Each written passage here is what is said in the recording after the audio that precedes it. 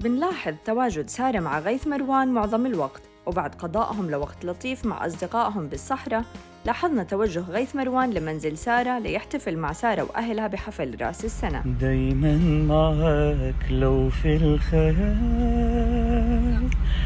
حبيبي وأقرب حد مهما الوقت طال، وكأني حاسس شو صار من زمان. قولوا معكم يا شباب، عم غنيكم والله يوفقكم، والله ملابق لكم. يا صلي على النبي حبيب. لا لك خطيبتك هي. لك اتصل على اصحاب. شو غيث على عيد ميلادي؟ يلا شد الهمة. بس على البادجت.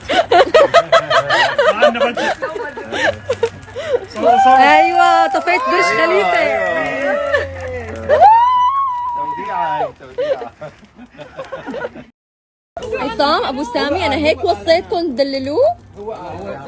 شو؟ انت اللي تعال تتسلى.